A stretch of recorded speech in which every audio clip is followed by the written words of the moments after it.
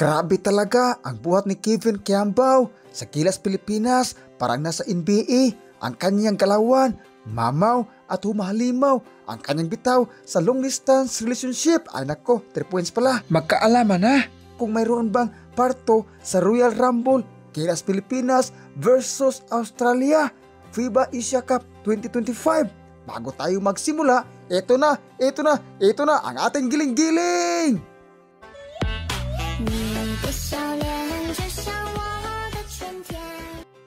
Eto na, Justin Brownlee bumitaw ng long distance relationship.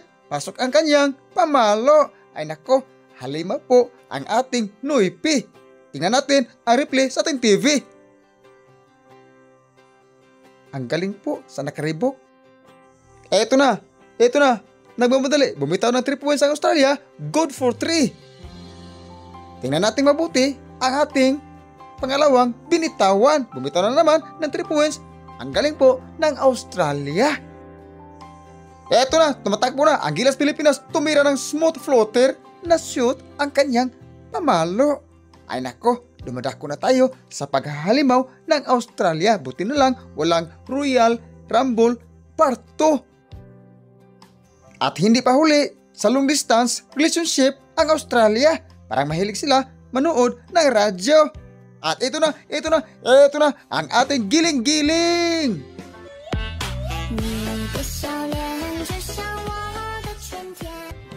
Ito na ang ating score, 29-14. Lamang pa rin ang Australia.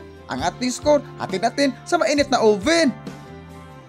Ito na, bumitaw ng long distance relationship si KQ. Pasok ang kanyang binitawan. Ay nako, dumadako na tayo sa mga Filipino na nanonood sa atin. Luzon, Visayas, Mindanao, suportahan natin ang ating Gilas Pilipinas. Ito na, bumitaw ng long distance relationship si KQ at napasok ang kanyang pamalo. Ating tingnan ang replay ng ating TV.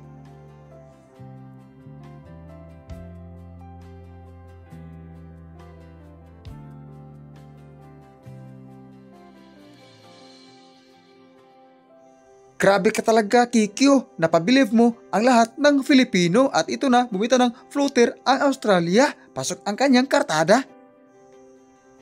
Ito na ang ating halimaw sa mga pugi. Bumitaw ng long distance relationship. Pasok ang kanyang binitawan. Dwight Ramos, sana all ang pugi po ninyo. Sumasalaksak na ang Australia at ito na, dumadakdak. Ay nako, liya pala ang kanyang binitawan. Ito na ang ating malupit na score, 48-28. Naghahabol pa rin ang bansang Pilipinas sa Australia. Hatid natin sa mainit na pandesal na galing pa rin sa oven.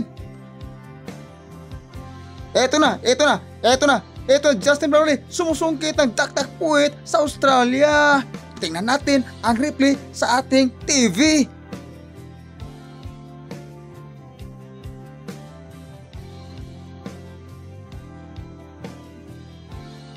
Dumadako na tayo sa 4th and final quarter. Ang ating score, 69-50. Lamang pa rin ang bansang Australia.